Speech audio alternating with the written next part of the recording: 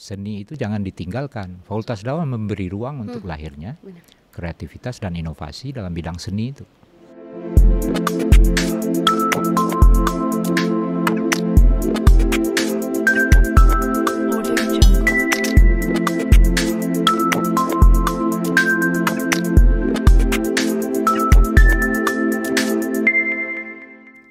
Assalamualaikum warahmatullahi wabarakatuh. Selamat datang di DNK TV, TV Masa Depan Dakwah dan Komunikasi.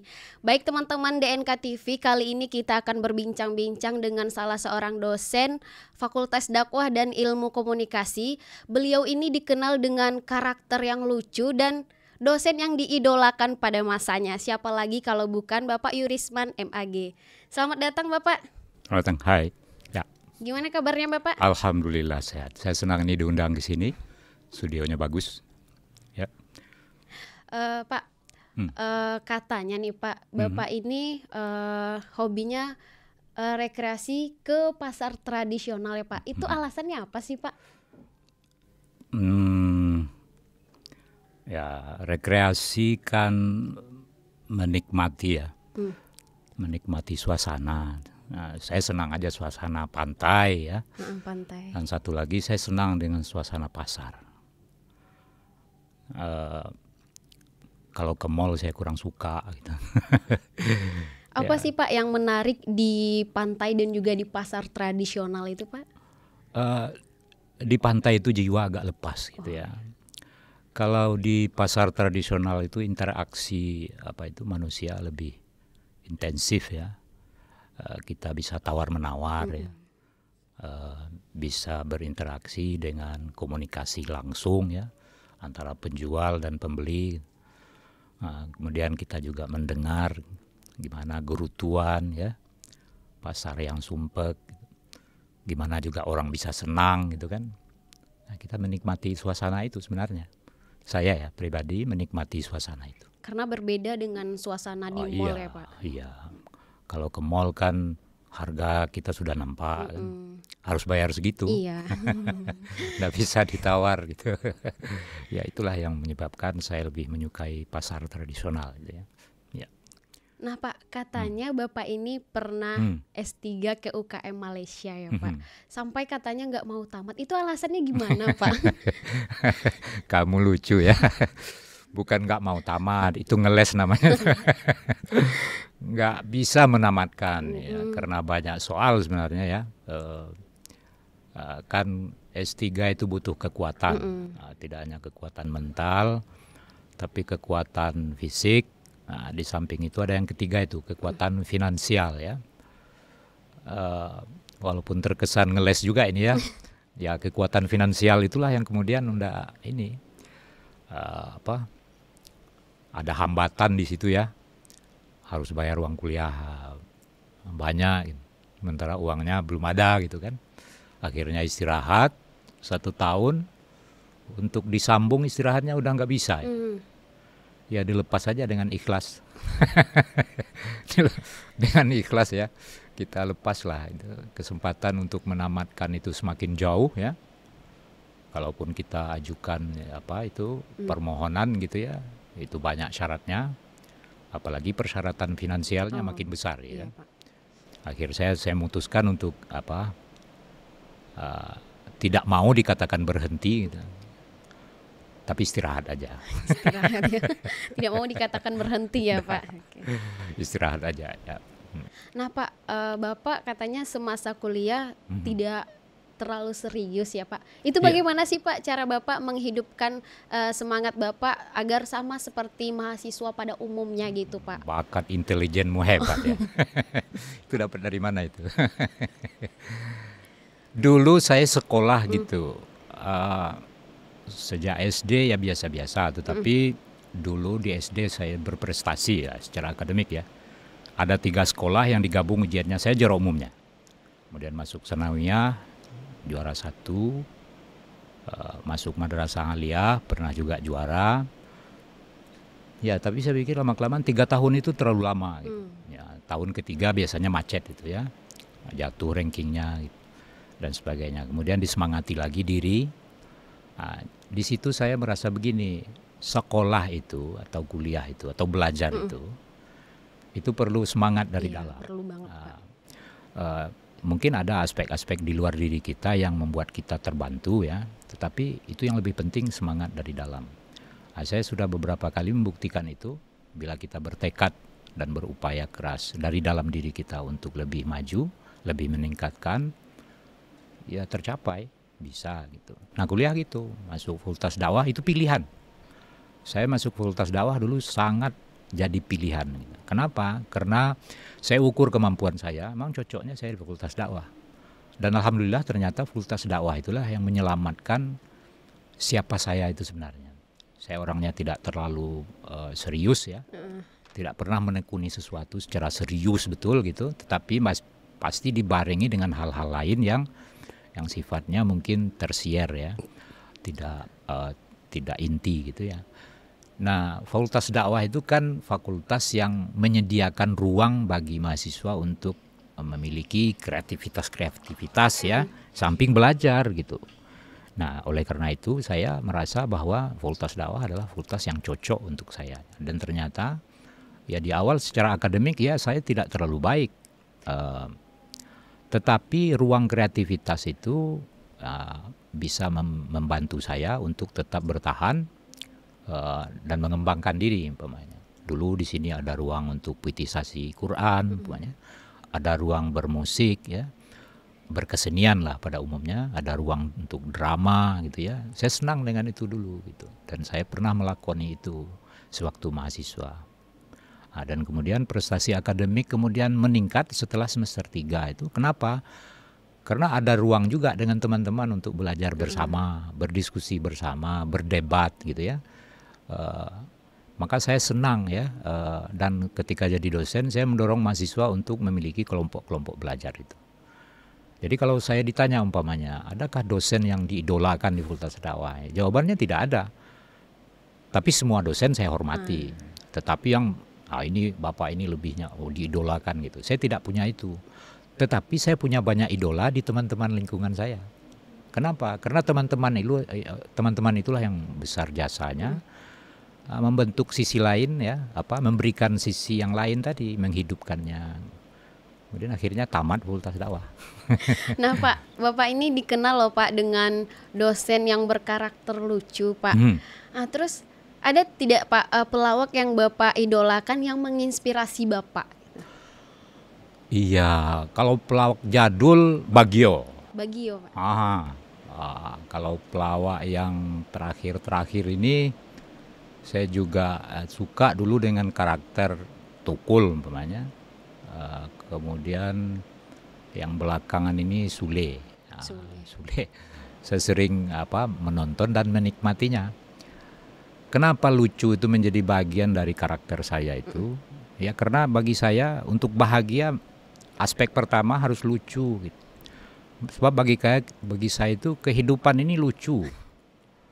Ada pejabat, anaknya tidak sekolah atau sekolahnya gagal. Ada tukang beca, anaknya ada jadi dokter kan.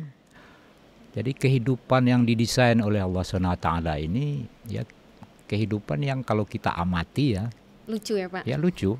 Makanya untuk bahagia itu lucu itu aspek penting. Di samping yang tadi yang ya belajar, berpengetahuan ya, mengekspresikan diri, mempunyai kreativitas, inovasi ya. Itu saya kira. Maka kelucuan itu bagi saya sesuatu gitu yang harus saya pertahankan sampai usia saya segini ya. Saya masih menikmati kelucuan-kelucuan. Dan saya masih memproduksi kelucuan-kelucuan itu di hadapan siapapun, termasuk dengan keluarga ya, atau dulu dengan orang tua saya. Padahal orang tua saya tidak lucu. Tetapi saya berusaha saja melucu di hadapan mereka dan itu berhasil membuat mereka ketawa, senyum, itu senang gitu ya, walaupun ada marahnya gitu ya. Itu saya. Oke, Pak, sebagai kepala pusat pengabdian nih Pak, bagaimana sih Pak cara Bapak mengajak mahasiswa agar mengabdi lebih kreatif gitu Pak? Oh iya, ya jabatan saya sekarang itu tentu jabatan yang memerlukan dedikasi ya, dan tanggung jawab tentunya. Ya Kata kuncinya di kreativitas dan inovasi tadi. Ini ada soal akademik ya, itu mungkin belajar ya, karena mahasiswa harus belajar. Kemudian ada nanti penelitian. Mahasiswa harus membiasakan diri menggali informasi, menggali sesuatu dari cara-cara penelitian ya, penelitian ilmiah nanti. Nanti kalian akan dibuktikan itu dengan karya ilmiah, skripsi ya di akhir perkuliahan gitu. Tetapi ada yang ketiga, itu pengabdian ya. Nah, pengabdian itu bermula dari kreativitas sebenarnya. Jadi semasa mahasiswa ini munculkan kreativitas apa yang kita bisa. Iya. Dan kreativitas itu sebenarnya banyak manfaat untuk lingkungan kehidupan ini, lingkungan kita, lingkungan masyarakat, dimanapun kita berada. Nah itu kalau diasah terus, kreativitas itu akan semakin jadi ya, akan semakin membawa bentuk gitu ya, yang nanti kemanfaatannya untuk masyarakat. Sebab kreativitas ujungnya karya ya, karya dalam bidang apa saja mesti ada kreativitas. Kemudian inovasi, ya inovasi itu juga penting. Kenapa? Setelah Anda kreatif gitu ya, tanpa menginovasi ya, tanpa terus-menerus memperbaharui kreativitas itu, ya nanti Anda akan kehilangan waktu kan, kehilangan waktu, maka harus terus ada inovasi. Dan semua itu nanti didedikasikan untuk pengabdian kita kepada masyarakat. Atau kalau bicara lebih luas itu kepada umat gitu ya. Kita kan fakultas dakwah yang tugasnya itu membawa umat ini kepada kehidupan yang bermartabat ya, kehidupan yang jalannya benar gitu ya. Nah, itu butuh kreativitas dan inovasi. Tidak bisa orang dihukum saja dengan norma-norma yang ada tanpa ada kreativitas dan inovasi kita untuk memahamkan kepada orang tentang kebaikan dan kebenaran itu. Nah, itulah sebabnya kreativitas itu bisa di bidang apa saja. Nah, saya umumnya itu lebih memilih kreativitas dan inovasi itu dalam bidang seni. Seni. Ya, seni itu jangan ditinggalkan. Fakultas dakwah memberi ruang untuk lahirnya kreativitas dan inovasi dalam bidang seni itu.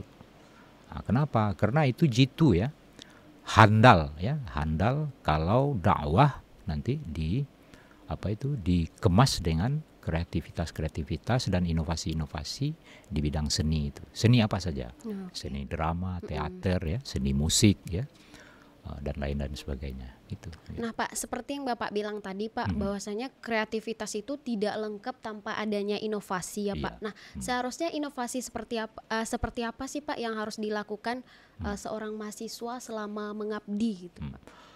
Begini, bila Anda bisa bermain gitar, teruslah bermain gitar sampai Anda betul-betul mahir, sampai Anda betul-betul mendalami dentingan sebuah nada itu, ya, sampai Anda bisa mengontrol nada itu, sampai Anda bisa merangkai nada itu, sampai Anda bisa menikmati nada-nada yang ada. Nah, itulah karya. Nah, karya orang bermain gitar tidak hanya untuk main gitarnya, tetapi dia selalu menginovasi permainan gitarnya untuk kemanfaatan ya. Nanti dia kenali nada-nada, dia kenali melodi-melodi, dia kenali ritme-ritme ya. Beat umpamanya, dia kenali beat-beat lagu umpamanya, akhirnya dia bisa mencipta. Nah, puncak tertinggi dari inovasi dalam bidang seni musik umpamanya itu ketika dia bisa mengapresiasi dan melahirkan karya. Nah, itulah inovasi gunanya. Kan tidak bisa langsung orang baru bisa main gitar langsung punya inovasi bikin karya. Iya, tidak bisa. Tapi harus harus menjalani proses panjang. Akhirnya nanti karya-karya itu pun nanti diinovasi terus gitu ya. Agar bisa diterima orang gitu. Nah, nanti maunya ke industri umpamanya. Jadi uang dia kan. Atau karya yang dinikmati ya, mempunyai nilai nilai-nilai ya. Itu boleh saja. Jadi bisa saja karya itu nanti mengarah ke industri ya, karena hidup di sana, dan nanti karya kita itu bisa memberikan kehidupan untuk kita, ya apa salahnya? Ya tidak boleh tidak terlarang itu ya. Boleh saja. Tetapi ada juga orang berkarya, puncak karyanya hanya sebatas dinikmati orang gitu. Sebatas karya untuk menyumbangkan. Karena dalam sebuah karya biasanya ada pikiran-pikiran, ada nilai-nilai yang ingin dibangun, dan nilai-nilai itu yang bermanfaat untuk masyarakat. Kelembutan itu sebenarnya ada di musik. Manusia itu kan punya zaukus salim, ada rasa yang menyelamatkan ya, rasa yang indah di dalam dirinya. Nah kalau itu dibangun terus gitu ya, dia tidak akan kemana-mana, dia akan tetap berada pada garis kebenaran, pada garis keindahan itu, dan itu saya kira akan membahagiakan. Berarti di dalam diri seseorang tuh harus ada seni ya Pak? Oh iya, harus ya, jangan tinggalkan. Apalagi Fakultas Dakwah ini, ruangnya ada, tinggal kreativitas mahasiswanya. Saya ya melalui ini ya mendorong itu mahasiswa untuk berkreativitas dan terus mengembangkan itu ya, sehingga menjadi inovasi-inovasi yang berkesinambungan sehingga nanti menghasilkan sesuatu. Nanti apa yang Anda lakukan sekarang ini akan bernilai buat adik-adik nanti kan? Iya, itu nilai gitu. Tapi Anda melebihi itu, Anda bisa ke industri dan itu bisa menghidupi Anda kan? Ya, biasa begitu. Ya, saya kira itu. Nah, berbicara seni nih Pak, sebagai seorang mahasiswa dakwah dan juga Bapak seorang pendakwah, bagaimana sih Pak posisi seni dalam dakwah itu Pak? Seni dalam berdakwah itu penting ya, penting. Kenapa? Karena dakwah itu tidak berhadapan dengan dengan hal-hal yang kaku ya, tetapi dia akan berhadapan dengan masyarakat yang beragam. Di sana diperlukan kelenturan ya, kelenturan. Makanya ada orang bilang gini, juru dakwah itu atau dai itu janganlah berfatwa di mimbar, tapi merangkul saja, mengajak dengan lembut gitu ya. Nah kalau itu diberi sentuhan seni apapun ini, nah, kalau tadi contohnya seni musik ya bisa seni drama ya kan, teater ya, itu bisa kita kemas, kemudian itu bisa menjadi konsumsi masyarakat bisa mengerti, paham dengan apa yang diajarkan itu ya. Nah itu akan sangat efektif gitu ya. Maka seni dalam dakwah itu memiliki peran yang sangat penting ya, sebagai media tentunya, sebagai media gitu ya. Dan apa itu dakwah ya, itu dakwah dalam cara seni ya. Nah seni dalam mengelola dakwah juga ada gitu ya. Seni harus ada seninya. Kalau enggak dia terasa kering ya. Sesuatu yang kering mudah terbakar gitu. Masyarakat kering akan terbakar ya.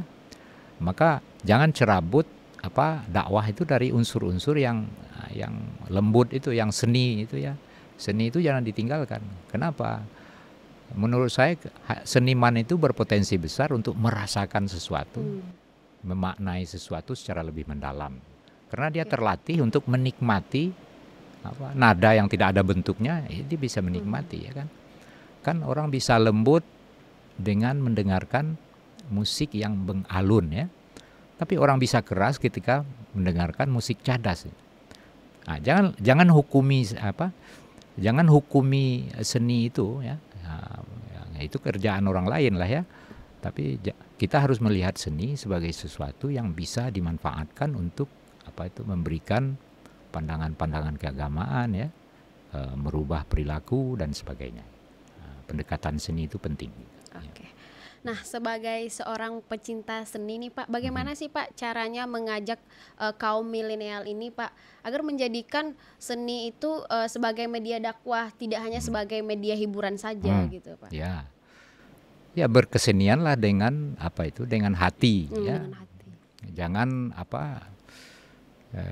Jangan seni untuk sekedar hura-hura ya, tapi seni yang bermakna. Pertunjukan seni itu disetting sedemikian rupa, didesain sedemikian rupa agar dia memiliki makna yang bisa dikenang ya, bisa dikenang gitu. Bukan seni yang sekedar hanya untuk hura-hura ya, mengisi waktu ya, atau menghabiskan malam, bukan begitu. Apapun kalau itu ya tidak baik ya, punya efek yang tidak baik. Tetapi seni yang betul-betul dirancang secara khas ya, dirancang untuk kepentingan apa? Untuk kepentingan sebagai media untuk mengajak orang kepada kebaikan. Dan orang kan tidak hanya bisa diajak dengan kata-kata, tapi orang bisa disentuh hatinya dengan suasana gitu ya. Nah dia bisa ikut. dia bisa mengikuti apa yang kita inginkan gitu ya. Nah, itulah seni. Ini pengaruh seni musik di dunia ini, orang hal buruk saja kemudian disampaikan dengan pendekatan seni yang yang luar biasa gitu. Itu bisa mempengaruhi orang kan. Apalagi ini kebaikan ya. Kebaikan yang kita kemas melalui seni biasanya akan diterima dengan hati, dan kemudian orang akan terbiasa membiasakan diri dengan apa yang kita himbau ya, apa yang kita ajak kepada mereka itu. Nah, contoh-contoh kan banyak ya, banyak seniman-seniman juga yang berpihak kepada dakwah itu ya. Iya. Pak Haji Romai Rama umpamanya kan punya syair-syair, lirik-lirik lagu yang menyentuh, syair-syairnya menyentuh gitu ya. Sehingga banyak orang memahami sesuatu kadang-kadang melalui syair lagu yang dilantunkan itu. Kalau dibaca syair mungkin orang tidak paham ya, disampaikan secara biasa tidak paham, tetapi disampaikan dengan nada, wah orang seolah-olah mengerti gitu ya, gitu kira-kira begitu ya. Nah, apakah menurut Bapak menyukai lagu-lagu religi itu termasuk berdakwah gitu, Pak? Iya, bisa dalam pengertian proses ya. Ya tentu kita suka dulu. Kemudian ikut ya. Ikut berkarya. Ya, kan sesuatu yang bisa kita lakukan itu biasanya kan dimulai dari suka dulu. Iyalah, suka Pak. Kalau kamu nanti suka masak, kan? Nah, nanti kamu akan mencari bagaimana cara memasak kan. Nah, kemudian kamu akan berlatih memasak. Kemudian kamu akan menikmati masakan kan begitu ya. Seni apa juga begitu. Orang suka mendengarkan lagu-lagu religi, tapi kalau sekedar untuk mengisi kuping saja ya tidak ada artinya ya.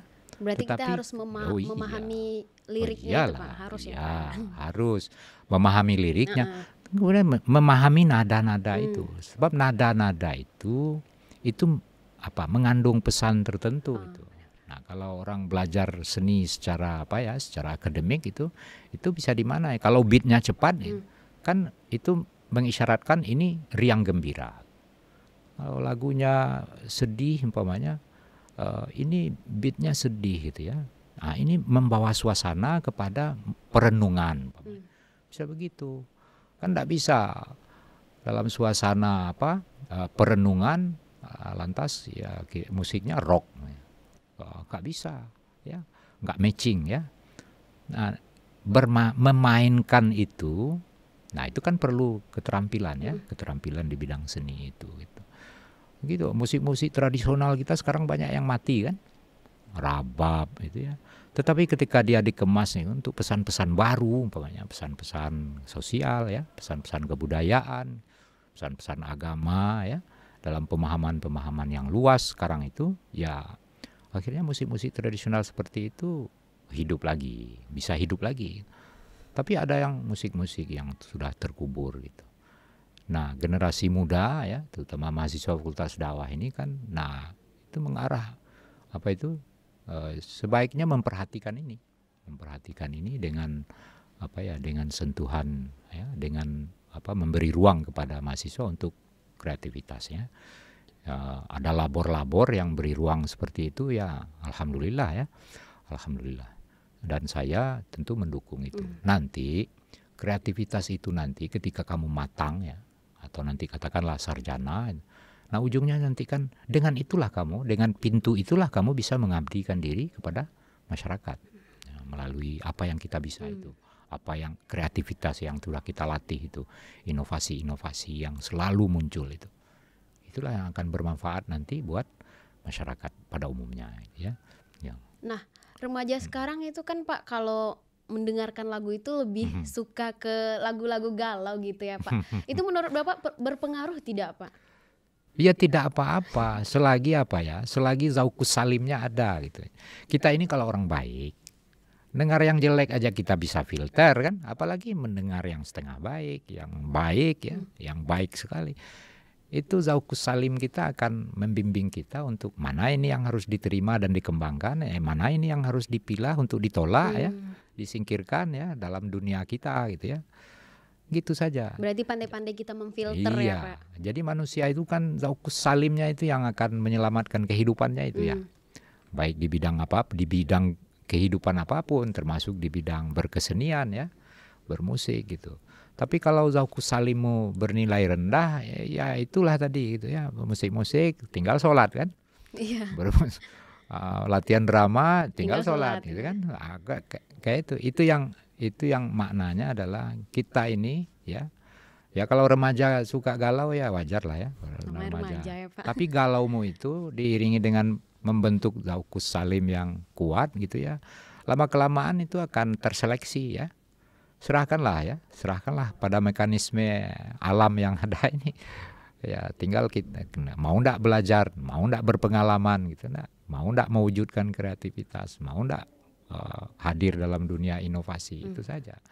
Apalagi sekarang ini kan media sudah begitu terbuka ya, tersedia gitu ya.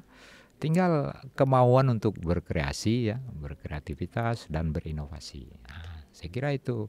Nah, mahasiswa yang mampu mengembangkan kreativitas dan inovasi, nah, kadang faktanya nanti ya itulah yang jadi. Jadi dalam tanda petik ya. Tapi mahasiswa yang menutup diri dengan kreativitas dan inovasi, kerjaannya membaca terus ya, belajar terus. Nanti sampai di gerbang keluar dari sini ya, sampai di gerbang sudah aneh melihat kehidupan ya. Berpengaruh juga berarti ya, Pak? Iya, gamang itu. Ini kok enggak seperti yang dalam buku gitu. Nah, itu penting Jadi bagi saya generasi muda itu memang akan mengalami banyak hal ya. Nah, tetapi kalau zaukus salimnya menguat ya, zauknya, rasanya ini kuat, itu akan selamat gitu. Tapi rasa yang tidak terbangun dengan baik, nah itu kadang-kadang jadi korban kehidupan sampai di luar itu sana nanti gitu ya. Nah, zaukus salim itu bisa dilatih dengan ilmu. Jadi akademik itu jangan sekedar hafalan gitu, tapi tidak bernilai untuk membentuk kepribadian. Latihan logika berpikir ya yang diajarkan oleh berbagai disiplin ilmu itu sebenarnya untuk memperkuat zaukus salim tadi. Jadi bil ilm dan dengan pengalaman. Pengalaman kita ini kan ada yang pahit, ada yang manis ya. Yeah. Nikmati dua-duanya, jangan yang manis saja dinikmati, harus yang pahit dua-duanya, Pak. harus ya. Ini kena rinai sedikit sudah langsung sakit kepala gitu batinnya ya. Jangan begitu. Kita ini ya dalam hidup ya banyak cobaannya, banyak ujiannya, kan begitu tuh. Iya. Filosofi hidup harus begitu menurut saya ya. Dan itu tidak terlalu serius sebenarnya. Itu bisa dimaknai ya dalam kelucuan-kelucuan tadi itu gitu ya. Nah, jadi itu ya, zaukus salimmu harus harus kuat ya. Nah, sehingga Anda bisa memfilter apapun yang mengarah kepada merusak umpamanya, dan akan menerima kebaikan dari manapun datangnya. Saya kira itu yang penting. Bapak, terima kasih Pak sudah datang. Udah ya. Terima kasih Pak saya sudah datang. jadi nggak jadi pertanyaan nih. Saya mau nanya sebenarnya. Tapi nggak apa-apa, lain kali ya. Makasih ya Pak sudah datang di DNK TV. Terima kasih ya, saya yang sangat berterima kasih diundang ke sini. Mudah-mudahan ini ada hikmah dan ada pelajaran yang bisa diambil, yang tidak baik ya tinggal ya. Oke, teman-teman DNK TV, kita akhiri dulu bincang-bincang kita dengan Bapak Yurisman. Saya Melinda mewakili segenap kru yang bertugas pamit undur diri. Salam DNK TV, TV masa depan dakwah dan komunikasi.